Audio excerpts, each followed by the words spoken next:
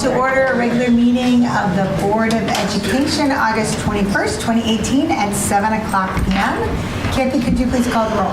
Gabar. Here. Blakely. Here. Dryden. Here. Gaspar. Here. Locke. Here. Lowe. Present. Trammell. Here. And Mrs. Locke, could you please lead us in the pledge? Yes. I pledge allegiance to the flag of the United States of America and to the republic for which it stands, one nation, under God, indivisible, with liberty and justice for all. I was going to say That was seven. sounds very off. It's my computer. Dr. Hitchens, are there any items to be added or removed from the agenda? There are not. All right, then I would like to call up the Batavia High School head varsity volleyball coach, Lori Trippy Payne, and a few of her team members. We'd like to point out that Coach Trippy Payne's 2017 varsity volleyball team was recently honored with the American Volleyball Coaches Association's All-Academic, All-American Award. And it's given to college and high school volleyball teams that display excellence in the classroom during the school year by maintaining at least a 3.3 cumulative team grade point average on a 4 scale. And it is the 21st year in a row that the BHS girls volleyball team has received this award. That is really exciting.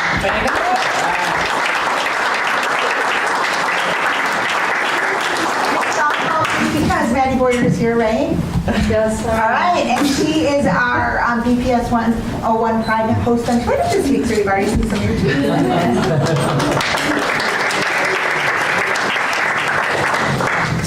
Just want to introduce the girls to all of you, and they had a cumulative GPA of 3.92 last school year as a team. A few of them are already off to college, and we have a couple others who couldn't make it tonight, but we'll introduce the ones who are here. The award has been around for 26 years. We've won it 24 of the 26, and as Kathy mentioned, the last 21 years in a row. And these girls really do a great job off the court with their studies. So we have Cordelia Smith, Lauren Hafer, Sam Juarez, Maddie Boyer, Alexis Welpley, and Becca Robinson. So.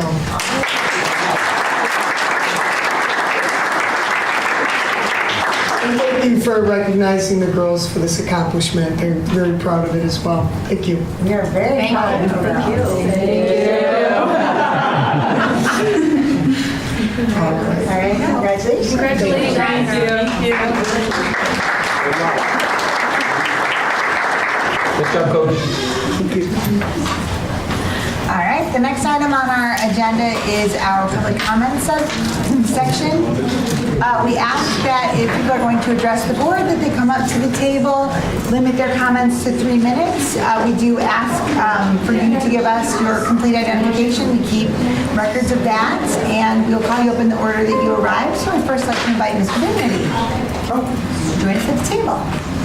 Should have a microphone or should I just stand Actually, we have a really good microphone on the camera now, so we can hear you and the camera will pick you up.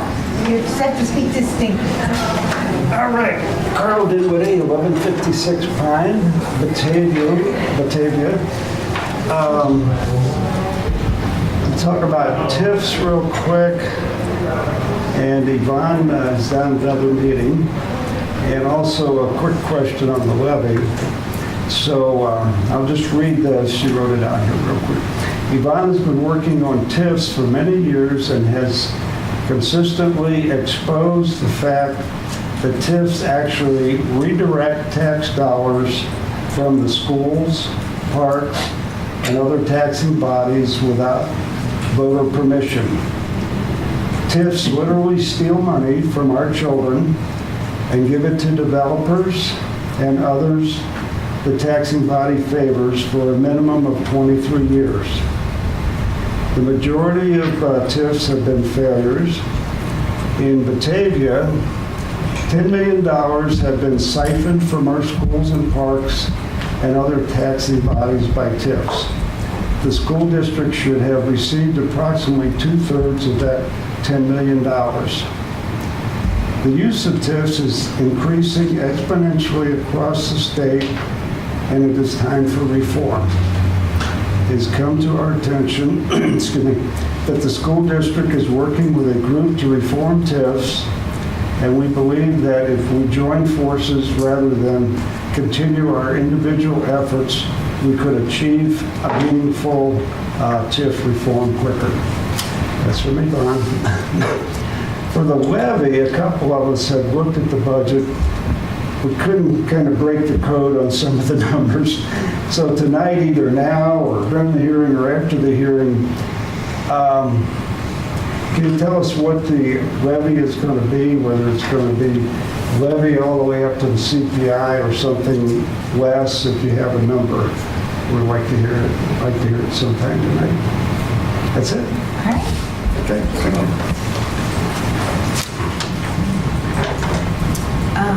Ted's on here. We have one more public. Oh, I apologize, I didn't know that. I would like to invite Carrington Cunnington? Okay. I apologize, it was sitting here and I just overlooked it. Thank you for having me and letting me have a voice here this evening. I'm sorry, my name is Carrington Cunnington. I live in Aurora, but my kids go to Batavia schools. I have 3 5th graders at Louise White Elementary this year, which means next year I will have 3 6th graders, which prompts me to bring the topic I'm interested in discussing tonight. I have been before this board once before. I think it was in the last school year to register my objection to the one-to-one technology policy in the school. I recognize that one visit to the board doesn't bring a wave of change, but I did want to, I've been thinking about ways that might be productive to address some of my technology concerns, not just for my own children, but for every child in the district, frankly, every child in our culture, in our nation, and the struggles that we're seeing with technology. And one of the things that I would like to suggest and propose is that Batavia have a policy of no personal smartphone use allowed during school hours. I think this is a reasonable policy to consider. I think it's a very reasonable one to adopt, but certainly a reasonable one to consider, given what we know about technologies and smartphones use or effect on education, on focus, on the central nervous system, on children's ability to concentrate in class, knowing that a student who does not have their own smartphone, but is sitting next to a student who has a smartphone will still have their own education hindered and their learning experience in jeopardy because of the amount of distraction in place. I guarantee you children are using their phones inappropriately if they have them on their person, and there are ways where we can there are companies that have devices where you can sort of lock up a phone for a certain amount of time. There are ways to make this policy usable and workable, I think, in ways that are helpful to the student body and reasonable and workable for the parents and the people who think that they want their kids to be available. I know that a lot of parents will say they want to have access to their children, and the longer we've had constant access to our kids, the more used to that we've gotten, and so the harder it is to go back. But I think there are many educational and developmental benefits to restricting the use of these devices. I plan to come to many more board meetings, and I will give you more evidence as to why I think this is a good policy to take. I don't want to just lob out an idea and assume that you all know the things that I know and have learned about the use of these devices.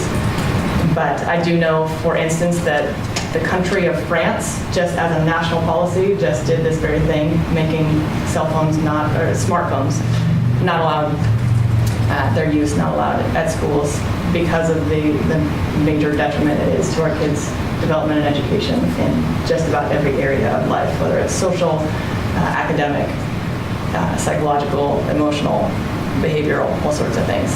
So I lay that out to you with a plan to come back to many board meetings in the future to kind of lay out why I think this is an important policy to adopt, but I wanted to at least get the bug in your ear, and I appreciate your listening this evening. Thank you. Yeah, thank you.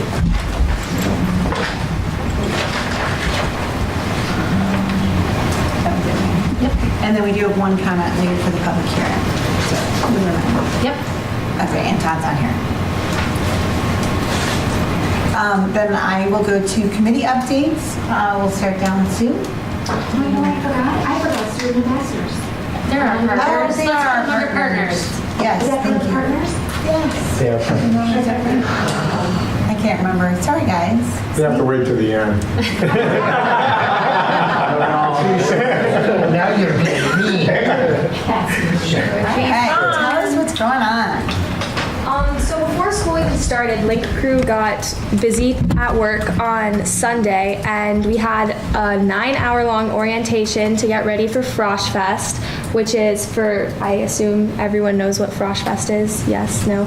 And then on the Tuesday before school started, we had all the freshmen, and I even met some kids in my grade, like exchange students and stuff, that were coming to Batavia. We showed them around, we talked to them. I thought that they all had a really fun time. I had a really fun time, especially on Sunday when we all got pizza, and like it was just a good way to like welcome ourselves back to the school for the school year. And I think that all the freshmen, I play tennis, so all the freshmen that I talked to, they said it was like such an amazing experience, and it totally helped their first day. So that was Frosh Fest. And it's awesome to see them come up to you and like remember that you're a Link Crew leader and stuff. I've helped 2 kids now in the first week get to class because they don't know where they are. And I mean, it's something small, but I mean, it shows that like what you're doing is helping them. Obviously, it's a big deal going to high school, so any help that we can give them is awesome. Other than that, on top of Link Crew, like all of the clubs and activities that our schools offer are starting up. A lot of them are having their welcome back meetings and parties this week and next week. So all the students are kind of getting back and used to their classes and kind of getting back in the swing of things, and everything will be started up again within a few weeks. And something that the whole school is already talking about is homecoming. Student council is busy at work planning that. Right now we're focusing on getting Paint the Town ready, so we're calling the businesses and we're organizing all of that. And the theme this year is Vacation Across the Nation, so it's kind of like an American road trip. With the seniors are Hawaii, so they're like Hawaiian paradise. And then the juniors are West Coast, so we're doing like a spin-off of Hollywood, so we have like the juniors in the Hollywood sign, and I thought that was pretty cool. And then the sophomores get to be the Big Apple with New York, and the freshmen are the Wild West. So everyone's planning their t-shirts, getting all that stuff finalized, and we're all really excited for that. Yeah, I believe the next meeting's during homecoming week, so that's why we wanted to give you an update on that. Yeah, exactly. And then just the last thing, the Dog Pound, we just finished selling our memberships, and I believe t-shirt orders were placed yesterday. I believe we got up there. It started out kind of slow, which was interesting, but we finally got numbers from the Corn Boil and last minute buying online. But we just ordered those shirts, so they should be in later this week, and then we're all excited to start with the football games. How What? many in the Dog Pound? How many? I don't know. I don't know the exact number. I know after the Corn Boil, we were around 450. So, yeah. What? That was down. Yeah, it's usually a little bit higher than that, but I do know that I know a lot of people that put in last minute orders because it was open till Sunday. So it should be a decent turnout, and we're just excited to get the football game started. First one's away, which is a kind of unfortunate, but that's this Friday in Lamont, and then the week after is when we have our first home game, which we're all excited for. It's very exciting. Yeah. Thank the schools for that. It's busy. Okay. I jumped ahead twice now. I think it really is. Thanks, you guys. Thank you. Thank you guys so much. See you guys next time.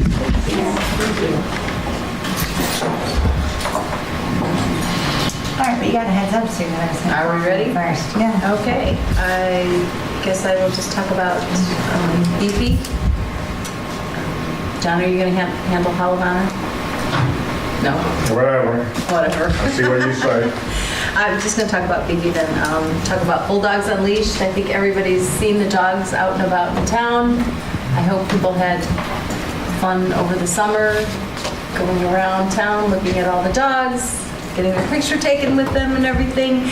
On Saturday, September 15th at Shannon Hall is the big party, the auction, everything.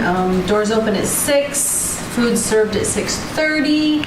8 o'clock is the big auction where you can purchase the dogs that are up for sale. And I know you can go to bataviafoundation.org to find out what dogs are available. All the information is there. Your tickets you purchase there, $65 a piece, but that is for all the food and open bar. Eat that. drinks. Sounds like, and you'll be missing them? Yeah. All right. So, raffles, entertainment, everything. Fun time will be had by all. So, Thanks, Dale. Okay. I've got nothing. I've had no meetings. So. Yeah, it's the end of summer. We didn't have, the PAC has met, but unfortunately I was not present. That's that full-time job. It'll start, school year starting. yep. Are you going to have facilities? Yeah, I would like to talk about the facilities committee. We had an action-packed meeting last week, and we really have finalized a document that we're calling it the standards document, and we've narrowed it down to where we have standard spaces that are expected in every building, but then also conditions, standard conditions that will go in and rate each of those spaces and come out with something that's manageable for the board to look at, a prioritized list of improvements and projects. That's still in draft form. We're going to meet on September 4th after we have a small group of staff members go in and use the actual tool to rate the spaces using the criteria. That's exciting, and then we'll come back as a committee and review how that went and see if we need to make any more tweaks. We are on schedule for reporting back to the board in the fall. We plan to do the presentation in at two different board meetings. One of them would be to give you the whole background of here's how we came to create the standards, here's what the tool looks like, and kind of tease out the next meeting, throw out a teaser at the next meeting where we will actually bring you what the committee is recommending as the priorities moving forward and give you the whole report of our findings over the last year. And so that was a lot of work that the committee did over the summer, and I appreciate their time that they gave. Thanks. The Responsible Resource Allocation Committee is getting ready to fire things up for this school year, and I just, if you're looking for a super exciting and important meeting to attend, that is definitely the one. And that's a great riff from the facility stuff. So we'll have more to report after we meet later this month. Is that true? Yeah. Or is it in September? It's September. All right. It'll lose me, but it's September. It'll lose me too, but yeah, stay tuned. Be fun. Jen? I don't have anything to report. Do you have anything to report? The Hall of Honor is September 20th. I believe you can still get tickets. We have a meeting tomorrow, so we'll finalize a few more things, so that's all I have. There's still a few seats available, yes. 2 seats. Excellent. And committees are probably firing it up next few weeks. Okay, next item on our agenda is our consent agenda, which is a method of streamlining the meeting by taking one vote on a number of routine personnel and business items. Each of the items is detailed in the agenda and is in the board packet. So, Mr. Pierce, could you please take us through the consent agenda? Absolutely. 5.1 and 5.2 is the approval of the July 17, 2018 regular and closed session meeting minutes. 5.3 is the review of the closed session minutes. 5.4 is a very expansive personnel report. 5.5, payrolls and bills. 5.6, we had 2 donations.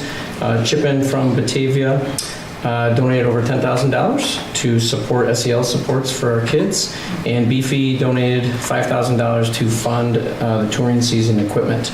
5.7 is the approval of disposal of property. 5.8, classroom use agreement with Mid-Valley. And then finally, 5.9 is the district Title I plan. Sorry, 5.10 is the actual approval. I've got one correction that, as Steve read that, I want to make so that we honor who's actually donating the money. Beefy isn't donating the touring season equipment, it's the Dunham Fund. And they will use Beefy as the administrative. So that's really from the Dunham Fund. Got it. So Beefy will be accepting the money from the Dunham Fund and then sending it back to the district. For the past. Yes. Sounds good. Any items for removal or for clarification on the consent agenda? Then I would entertain a motion to approve the consent agenda as presented. So moved. Moved by Dryden, second by Locke. Kathy, could you please call the roll? Beaver, Yes. Blakely. Yes. Drumble. Yes. Dryden. Yes. Gessler. Yes. Locke. Yes. Lowe. Yes. All right, the next item on our agenda are our reports. And then over to you, Dr. Hitchens. Sure, the first report is the FOIA report that we give the board every month, so you know what FOIAs came in. And just a little bit of a explanation about FOIAs. We have two options. We either grant the FOIA or we deny the FOIA. And when we deny a FOIA, it means that we have some information, but it falls into one of those protected categories that we will not be turning it over. So anytime you see the word granted, it means that we complied. So if there's nothing to report, like say, for example, I'll point out the NBC5, they must be doing the story on settlements paid to districts for sexual misconduct. So when you see granted there, I just want you to know that that means that we had nothing to report, so we granted it by giving them nothing. So it's not like we don't want to say we denied it, because that means we have something and we're not giving it to them. So wanted to clarify that. Clarification, thank you. Any questions on those, anything else on the FOIAs or the treasurer's report? I'd be interested in seeing what the concussion reports look like. Just a comment. I guess I'll wait for NBC to. Do the story. Use it then. The next item on our agenda is our hearing on the fiscal year 19 budget. We'll begin the hearing with a brief presentation from Tony Inglesi, our Chief Financial Officer. After his presentation, we'll hear public comments regarding the budget. There's no action tonight on this agenda item. Action for the fiscal year 19 budget will take place at the regular meeting of the Board of Education at 7 p.m. on Tuesday, September 18th. Tony. Thank you. So available on our website, and also a paper copy here for perusal of anybody who were to come to visit us, is the tentative draft of our 2019 budget, which I presented to the board in July. I don't have any material changes to present to you now, although there will be changes that we'll present and you will see at your next meeting in September. But I'll give you an update and a recap of the way things stand as we know it right now. Total revenues overall in the district are expected to go down 1.3% to $106 million. Reason being, 2018 was kind of a strange year in terms of how one-term funding that we received from both the state and from property taxes. As you might recall, we went to what was called the general state aid formula. We moved to what's called now evidence-based funding, and we didn't receive more money. The timing of it when it actually came in was 2018. We got about $1 million sooner than we would have otherwise under the old system. It isn't as though we have new revenues coming from the state. Although that's really not quite true. Let me correct that a little bit. We're receiving about $130,000 to $150,000 more per year from the state under this new model than we were prior. So not anything really significant, but a little bit more. At least it's not less, because that was one of our great fears for a long time, and one of our threats essentially was if the state changes its funding formula, we'll see less money. That luckily did not come to pass. But we will see lower receipts for property taxes this year. This doesn't mean that the levy is actually going to be any less. The levy is CPI, 2.1%. However, we received money in 2018 that we would have otherwise received in 2019 because a lot of people prepaid their property taxes with the change in the IRS tax code. So we received about $1 million more in 2018 than we should have in 2019. And again, this is just a timing shift. We're not getting any more than we would have otherwise would have in taxes, and it's going to make our tax receipts in 2020 appear higher than they really are, but it's fundamentally a timing issue. Our total expenditures are expected to increase by just 0.6, so we're kind of containing our costs overall, so that's a good thing. We're expecting to see a healthy surplus this year. Our increases are primarily driven by salaries, although those are much less than we've seen in prior years. But the real increase we see, the largest area of increase is going to be medical expenses. So we have work to do on that front. Our premiums for our PPO plans going up 12.5% this year. And we're going to have to do something different when it comes to managing those costs moving forward because it isn't sustainable. Overall, our staffing is expected to be stable, almost exactly what it was last year. It might even be to one FTE, completely level, despite the fact that we're going to probably have something on the order of 150 fewer students. And that's good news overall because that means our ratios of staff to students are improving. It's probably the best we've ever had it, frankly, right now. Unfortunately, we still continue to lose students, and it appears, although it's still early yet, it appears that we're losing students a little faster than our original projections for 2019. But we'll finalize that in October when we do the fall housing report. A couple of other questions that I received that I wanted to make sure I addressed so people heard them. We do plan on receiving, and we have received, as expected, the boosters payments. And so, as you recall, we donated $200,000, and they committed to donate $300,000 over the course of 5 years. We've received 2 of those payments thus far, and in the budget is that third payment that we expect to receive because the Board of Education fronted the money of the cost of the field. Also, one of the things I get questions on often is the BFAC costs and revenue. That wasn't included in the tentative budget, although it is in the budget overall. And we'll break that out when we share the final budget with the board in September. I'd be happy to answer any questions that you have or any questions from the public that they might have regarding the budget.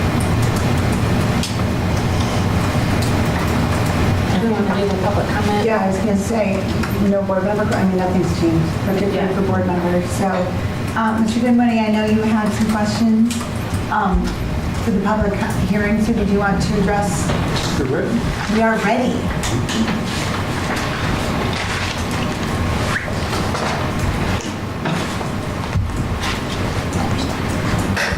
Carl Dinwiddie, 1156 Pine Street, Batavia. In the last 3 weeks, I've talked to probably more than 500 residents in Batavia, and there's some good news and some bad news. My subject didn't have to do with the school district at all, but it did come up as we were talking finances in the city and taxes, etc. I received no comments at all having to do with the quality of education or the quality of the facilities. Unsolicited, there's people just talking to me that want to say things, because I'm talking about taxes. I did hear that administration is too big and the salaries are too big. My view, I don't know how you set your priorities. My view is, unfortunately, students would come first, teachers would come second, taxpayers would come third, and unfortunately, administration would come fourth as far as I was trying to manage my system. I'll address that first. One time I did some training with the Brookings Institute, and I went to a very large corporation in Chicago. You all know the name of it. You've all probably bought products from it. But we spent a day with the chairman of the board, and he explained to us, I guess, corporate survival techniques, how his company was still surviving in a very competitive market and almost growing. And he'd been with the company 30 years or so, and he said, I worked up through the ranks, and a lot of the people, I know a lot of the people in the headquarters, and the headquarters they had at the time when he took over was over 300 employees. That was the headquarters. That wasn't all the factories and everything else. He says, lots of vice presidents, 40 or 50 vice presidents. Most of them I knew, and they were my friends. But the headquarters had to go. He says, we could not afford all the salaries in the headquarters and the overhead. And they drove some of the decision and responsibility down, like you might do with to your high school, middle school, various elementary schools, and the principals to manage more and more things. I'm not suggesting that, I'm just drawing a parallel. He says, the only thing we did, we just have a small staff here at the headquarters. They've moved out. He says, the only thing we do, because Chicago is one of the couple big money markets in the country and the world, he says, we just get the money and do the finances and do all the SEC reports. So that's a thought about the size of the administration and the salaries of the administration. The next comments I have will never get me elected to the school board. And the other comments I heard had to do with teacher benefits. And I understand, you can't control everything, but one of the biggest issues with the benefit package, and I think I heard Anton hit on it, and particularly the health plans, and this is people who are, I have to say, a lot of the people I talked to were just living paycheck to paycheck. And they were concerned about the great health benefits available, and they were paying very high premiums themselves to get a lot less health benefits. So if you can look at that, there'll probably be a lot of citizens that would appreciate that. And school teachers probably would. We all want what we can get, but then again, as I listed my priorities, well, school taxpayers were below the school teachers. Obviously, you got to have the best quality school teachers you have. So I thought I'd bring up those two things if there's anything we can look at having to do with the overhead and also the benefit packages, specifically having to do with the medical benefits. That's it. Thank you. Oh, can I say one more thing? Sure. As I turn, I always try to, I think it's appropriate, recognize BATV and the hours they put in, and they come to all these public meetings and they get online, and I hope they appreciate what a great public service they're providing by doing that at all these meetings in the city. You're right. Thank you. Yay.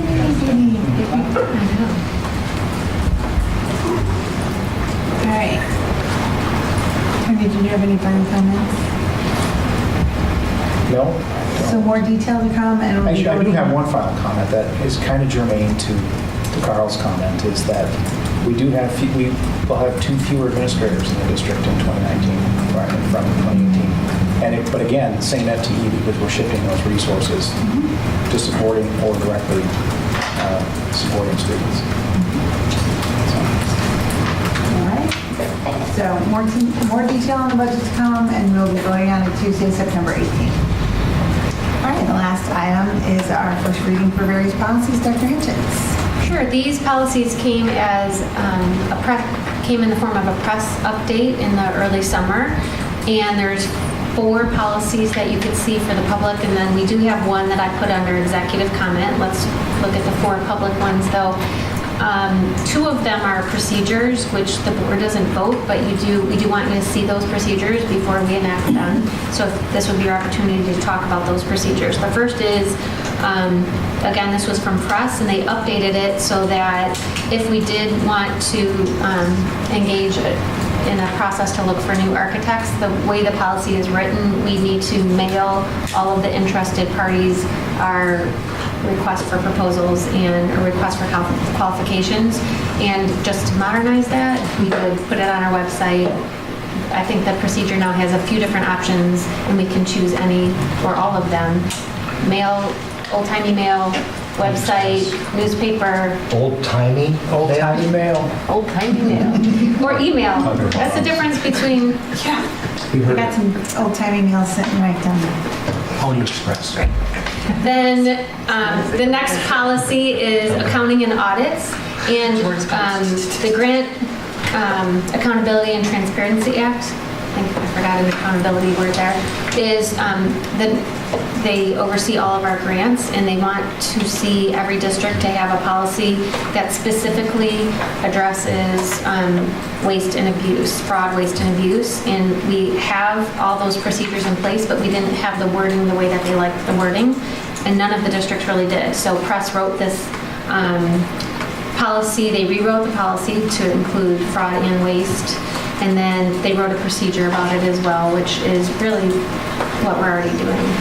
And then the last policy is the community resource persons, and that just addresses that in some districts, this is again from Press, in some districts when there is a crisis, they bring in outside volunteers to help manage the crisis, whether mostly the mental health aftercare. And we don't do that because we have in the recent past been able to use our own staff and just bring them from other buildings, so they're not volunteers, they're our employees. But we just wanted to have the policy just to let the public know that that's not our, we wouldn't go to volunteers, but if we did, that they would have to be screened and they'd have to meet some qualifications. And we do have really well-meaning people that call us in a situation and want to offer their assistance, but we need people to be screened and have the proper qualifications. And we really are usually able to manage within our own staff.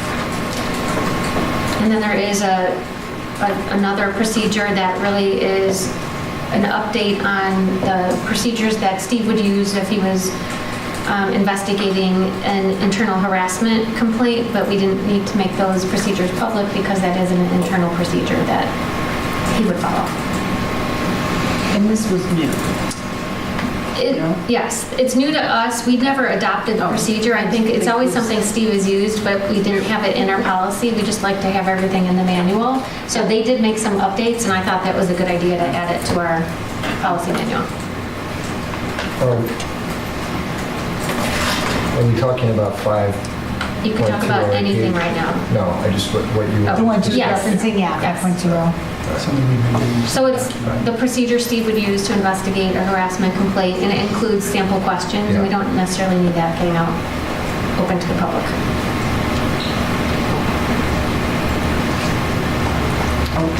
Questions, discussions? All right, so we'll bring this back. The two policies will come back as for second reading. Okay. So feel free to give me any feedback in between. Pretty straightforward. Kind of done with Press. Yeah, I'm pretty comfortable in Press too, and they're pretty thoughtful. But Especially since they override stuff that they don't like that we do. So. But if you have questions or comments, please feel free to make sure you get those answered and sit down with Dr. Hitchens. All right, there was no action on the agenda tonight. We do have closed session, but before we get there, let's go to administration comments. I have several, so I made some notes. The first would be I just wanted to thank all the staff and all the student volunteers that helped welcome all of our new families and returning families. I do know that Shelby Gages is a teacher at the high school, and when she addresses all the new freshmen, I think it's good advice for everybody, so I'm going to share it now. And the advice that she gives to the incoming freshmen, again, I feel like it is applicable to everyone. And she tells them there's 3 categories of people here in this school. You're the kids that are going to make things happen. You're going to be the kids that watch things happen. But whatever you do, don't be the kid that sits there and says, what just happened? So that is really us saying, get involved. You'll get the most out of your education if you make things happen. And BATV, I had them film me earlier, and they already know that story because I said it on BATV, but I think it goes, it's good advice for the community as well. People want to know that their investment in our students is, we need everybody to know that we're really making a difference in this community by raising these children to be contributing members of this community, and come and watch it happen. There's events all over town. You see our kids all over. Come watch the great things that are going on. We had opening day last Monday. It was very exciting. Our key message was for the teachers really was about our 3 core strategies and how we're committed to them, and we're spending more time this year making sure that we're not pivoting our direction. We're very successful in what we do, but just digging deeper and learning more about that guaranteed and viable curriculum, quality staff working in effective teams, and then personalizing experiences, meeting students where they're at and putting the students at the center of everything we do. That was a great first day. I gave everybody their board liaison assignments. What we have as a system for board liaisons is just that nice touch between the board and the school, and some suggested activities would be to reach out to the principal and introduce yourself as the liaison. You can meet with the principal, ask for a tour, and basically be their cheerleader. So watch what the cool things that they're doing, and either if you have an idea, something you see, pass it along to Sue or share it at a board meeting. We do have school tours. There were quite a few enhancements made to our buildings over the summer and some new programs, and people are really proud of their buildings. If you're able to make it, that is next Wednesday. It's a public meeting, and I'll check in with all of you about your attendance. We would leave from here at about 8:30 in the morning and hit all of the schools and some highlights of new programs and new facility enhancements. And finally, another plug, Kathy already said it, but the BPS 101 Pride, if you don't follow that Twitter account, it's super fun. So you get a view of or a perspective of what's going on in the district from a different person every week. So this week we have a high school volleyball player, so she'll probably be tweeting about her great experience she had at the board meeting tonight. And then, we've had elementary students with their parents tweet. We've had teachers, we have different people that take over that account every week, and so it's a fun one to follow because you see what you get the perspective of multiple people from within the district. Those are my comments. Thank you very much. Awesome. Other board members, do you have comments? We'll start down soon. I have a comment, or something I'd like to say. Welcome back to school. Hope everybody had a first great week. I know I did. My comment is a little sort of off topic, but I don't know. John, are you going to talk about bus safety? He always does the first week of school. I just would like to caution everyone. I've been doing a lot of driving. I always drive a lot. And I cannot tell you how many people I see on their cell phones when they're driving. I have a 16-year-old son, just got his driver's license this past spring, and he knows not to talk on the phone when he's driving. He does not have his phone even in the front seat. I cannot tell you how many parents I see up at the high school in the morning on their phones. People stopped at stoplights, scrolling through, checking messages, checking Facebook, whatever. You cannot be on your phone. My son is out there driving. Please, for his safety, get off your phones when you're driving. For the safety of all our students in Batavia, stay off your phones. Nothing is that important. Don't text and drive. Set an example for your students, for our kids. I've had to remind some other people in our family about that, namely my husband. But, even if you're at a stop sign or a stoplight, you can't pick up your phone. Put it down. Nothing's that important. So, that's my little rant for tonight. It's a PSA. PSA, there you go. So, thank you. Have a good night. And I do believe the state of Illinois just toughened the penalties for being on your phone. They haven't been enforced yet, maybe at the beginning of the year. Just think about how you would feel if you hit a kid. I mean, really. Is it worth it? No. So, right? Yes, I agree. So I'm going to echo what Sue said as far as a great start to the year. I will say that knock on wood, this is probably the fewest number of complaints that I've heard, virtually no complaints about anything at the start of the year that we normally hear. So I don't know if I just haven't heard it or if it just hasn't happened. But it seems like it has been an exceptionally good start to the year. Good luck to all the students in their sports and activities. I am supporting the cross country, I believe, is what it's supposed to be. Maybe not. Oh no, basketball. I got basketball on now, but I meant to wear a cross country shirt today because we're in the middle of cross country season. First meet for Rotolo on Thursday. I have too much potato here. What can I say? And I did see the Rotolo entry for the first time today. Got to actually walk in and use it, and it seems so much safer and so much more efficient. It's nice of it. And then one kind of off-topic thing is I'm sure everybody is aware that there has been a petition filed for home rule, and that we as a city will be voting on whether or not to keep that. I think that we as a board may wish to have a discussion on whether or not we want to actually have an official stance on that, since whether or not we have home rule could significantly impact us also, I think. So it's just something to throw out there, and if we want to have a discussion on it, something we may put on a future agenda before November. I don't have anything except thank you. Are these from Chamber? Beefy, or they were at Chamber. I don't know, but thank you. They're very cute. They were Thank just you. here. I love Those are for you guys to write thank you notes for. Yeah. We have a list of people. Thank you to whoever gave us these. I'll find out tomorrow. I like them. No, it's part of your communication, so that was from the board communication budget. You bought them for yourselves. Oh, excellent. I saw them on Janie's desk. and I Yeah, really she's liked selling them at the chamber. Okay, Give her- so I like them. Thank you. Bob, did you have any comments tonight? You know what? I've been saying this for the entire week. This truly is the most wonderful time of the year. Welcome back, everyone. It's great for parents as well. But I mean, even at my young age, I get excited in the fall. This is my last year as a Batavia parent. My daughter is a senior this year. Shout out to Lillian. And it's interesting to go out as a community member and as a parent, to kind of raise all 3 kids here. So very interesting. Excited to see it close out. Go Bulldogs. John Dryden. How do I even follow up I don't know. such? You usually don't struggle though with your oration. Welcome back to school, everyone. These days when I roll out of bed at 9 o'clock in the morning, I think of my former colleagues fondly. It's like second block right now. And I know that the beginning of the school year is a time of great energy and anticipation and whatnot, and I know everybody's pretty excited.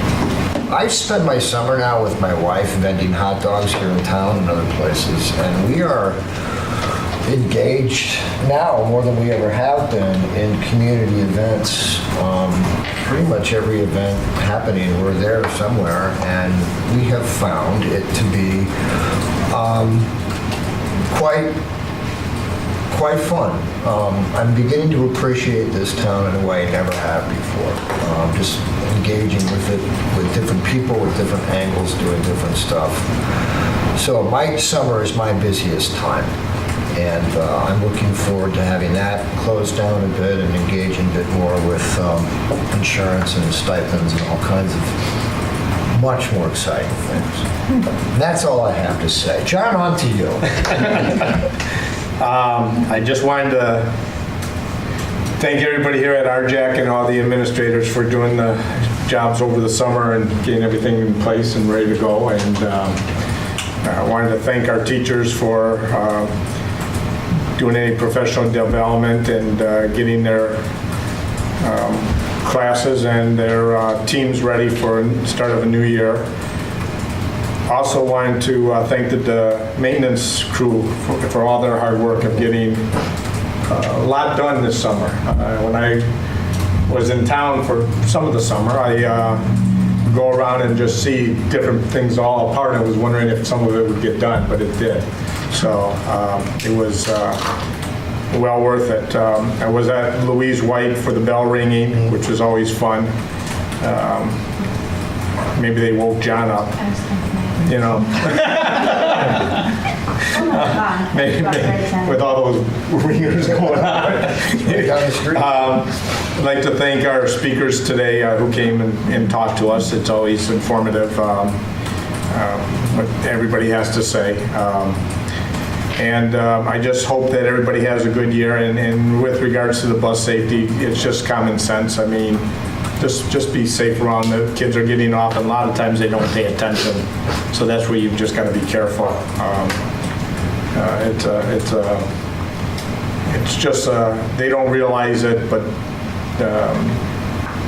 you do see some crazy things out there with the drivers, so just be safe around there. And let's have a good school year, and thanks for everything.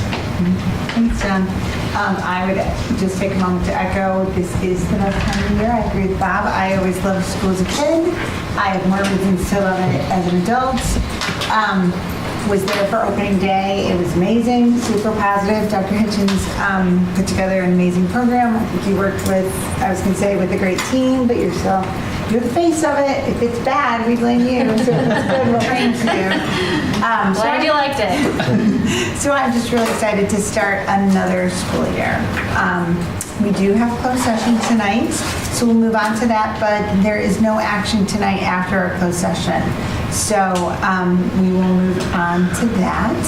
I would entertain a motion to adjourn to closed session to discuss the placement of individual students in special education programs and other matters relating to individual students, and 2 collective negotiating matters between the public body and its employees or their representatives, or deliberations concerning salary schedules for 1 or more classes of employees. So moved. Moved by Gaspar, second by Rock. Can we do a voice vote? All in favor? Aye. Any opposed? All right, we will go to closed session.